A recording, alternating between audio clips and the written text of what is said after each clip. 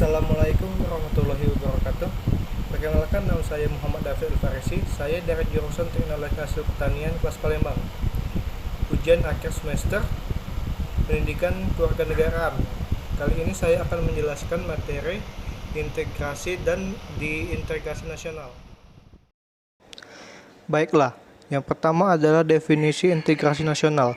Integrasi nasional berasal dari dua kata, yakni integrasi dan nasional. Integrasi ini berasal dari bahasa Inggris, integrate, yang memiliki arti menyatu padukan, mempersatukan, atau menggabungkan. Integrasi nasional adalah usaha dan proses mempersatukan perbedaan-perbedaan yang ada pada suatu negara, sehingga terciptanya keserasian dan keselarasan secara nasional. Seperti yang kita ketahui, Indonesia merupakan bangsa yang sangat besar, baik dari kebudayaan ataupun wilayahnya.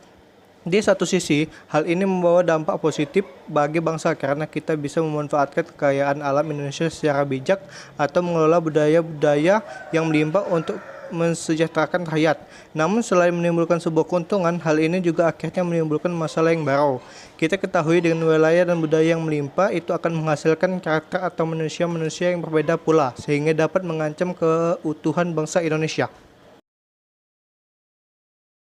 Faktor-faktor yang mempengaruhi integrasi nasional. Di dalam integrasi nasional, terdapat beberapa faktor yang mempengaruhinya. Faktor-faktor tersebut adalah sebagai berikut. Yang pertama adalah faktor pendorong integrasi nasional. Faktor pendorong merupakan faktor yang mempengaruhi kemajuan suatu proses atau tindakan tertentu yang dilakukan oleh sekelompok maupun kelompok dalam mewujudkan integrasi nasional. Terdapat beberapa faktor yang mendorong terwujudnya integrasi nasional di Indonesia. Adapun faktor pendorong tersebut adalah, yang pertama adalah adanya sejarah Indonesia. Yang kedua, adanya ideologi nasional. Yang ketiga, adanya sikap tekad dan keinginan untuk kembali bersatu. Yang keempat adalah adanya ancaman dari luar. Kemudian, faktor selanjutnya adalah faktor pendukung integrasi nasional yang terdiri dari pertama, penggunaan bahasa Indonesia. Yang kedua, semangat persatuan serta kesatuan di dalam bangsa.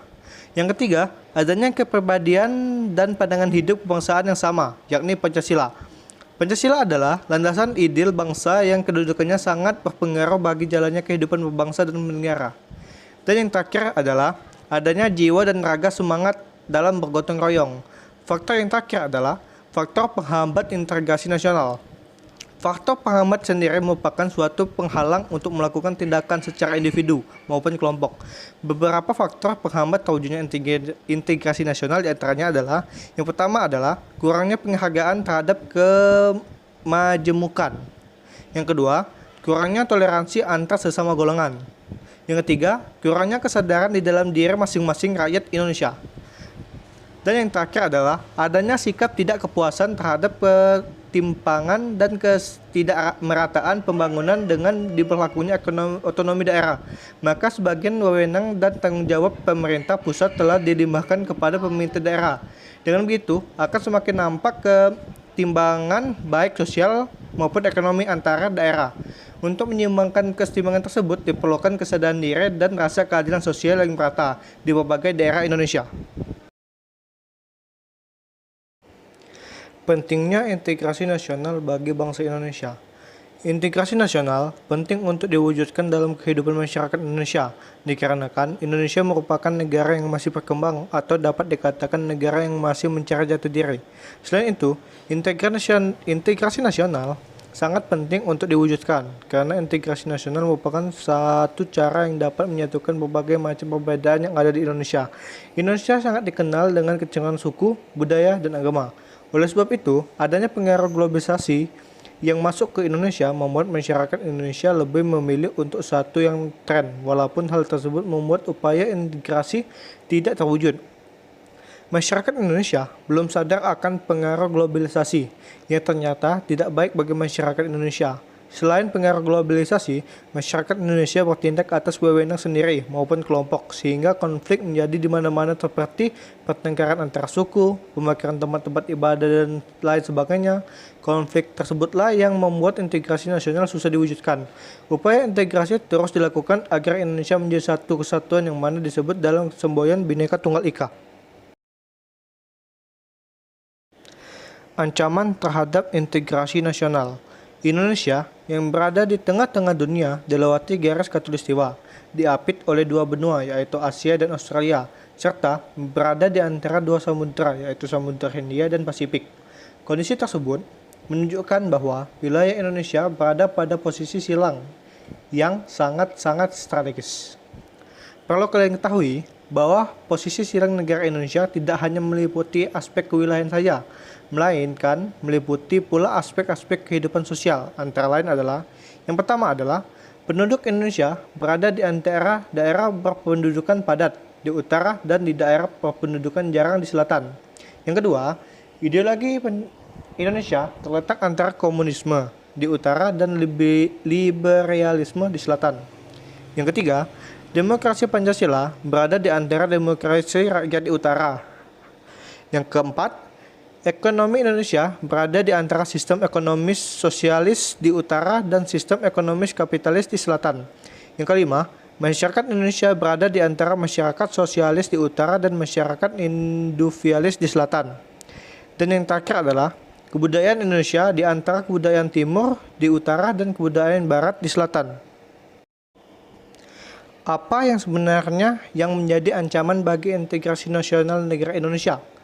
Ancaman bagi integrasi nasional tersebut datang dari luar maupun dari dalam negeri Indonesia sendiri, dalam berbagai dimensi kehidupan. Ancaman tersebut biasanya berupa ancaman militer dan non-militer. Ancaman militer adalah ancaman yang menggunakan kekuatan bersenjata yang terorganisasi, yang dinilai mempunyai kemampuan yang membahayakan kedaulatan negara, kedaulatan wilayah negara, dan keselamatan segenap bangsa. Selanjutnya adalah ancaman non-militer. Ancaman non-militer atau non-militer memiliki karakteristik yang berbeda dengan ancaman militer, yaitu tidak bersifat fisik serta bentuknya tidak terlihat seperti ancaman militer. Ancaman non-militer berbentuk ancaman terhadap ideologi, politik, ekonomi, sosial budaya, pemahaman, dan keamanan. Cara mengatasi ancaman integrasi nasional. Ancaman militer akan sangat berbahaya apabila tidak diatasi. Oleh karena itu, harus ditetapkan strategi yang tepat untuk mengatasi ancaman integrasi nasional itu.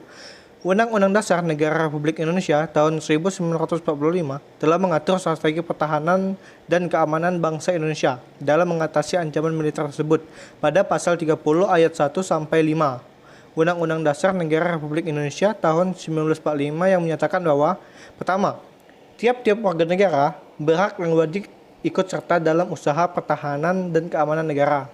Yang kedua, usaha pertahanan dan keamanan negara dilaksanakan melalui sistem pertahanan dan keamanan rakyat semesta oleh Tentara Nasional Indonesia dan Kepolisian Negara Indonesia Republik Indonesia sebagai kekuatan utama dan rakyat sebagai kekuatan pendukung. Yang ketiga, Tentara Nasional Indonesia terdiri atas Angkatan Darat, Angkatan Laut, dan Angkatan Udara sebagai alat negara bertugas mempertahankan, melindungi, dan memelihara keutuhan dan kedaulatan negara. Yang keempat, Kepolisian Negara Republik Indonesia sebagai alat negara yang menjaga keamanan dan ketertiban masyarakat bertugas melindungi, mengayomi, melayani masyarakat, serta menegakkan hukum. Dan yang terakhir adalah susunan dan kedudukan Tentara Nasional Indonesia, Kepolisian Negara Republik Indonesia, hubungan kewenangan Tentara Nasional Indonesia, dan Kepolisian Negara Republik Indonesia di dalam menjalankan tugasnya. Syarat-syarat keikutsertaan warga negara dalam upaya pertahanan dan keamanan diatur dengan Undang-Undang Dasar 1945.